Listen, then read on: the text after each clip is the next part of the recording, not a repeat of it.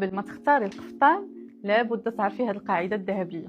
باش يكون المظهر ديالك متناسق لابد تخلق واحد التوازن بين الجزء الاكثر بروزا في الجسم ديالك والجزء الاقل بروزا. كيفاش؟ الا كان الجزء العلوي اعرض من الجزء السفلي فغادي نحاولوا نخفوا التفاصيل في الصدر والكتاف ونعطيو اهتمام اكثر للجزء السفلي اي من الخصر حتى الاسفل ديال القفطان باش نحققوا واحد التوازن في الاطلال. والا كان العكس يعني الجزء السفلي بارز والكتاف صغار في ديك الساعه كنشتغلوا على الجزء العلوي اكثر. تطريز، تفاصيل في الكول، دي مونش بوفونت باش كنرفعوا التركيز الفوق وكيتوازن المظهر. ومن القصات اللي كنصح بها الاغلبيه هي القصه المفتوحه اللي كتكون فيها الدفينه مفتوحه كامله من القدام والحزام كيجي فوق القميص. هذا النوع ديال لي كوب كيعطي انسجام للمظهر وكيزيد للجسم توازن واناقه بلا مجهود. تفكري ديما القفطان اللي كيناسبك ما كيبدلكش، كيكمل الجمال ديالك.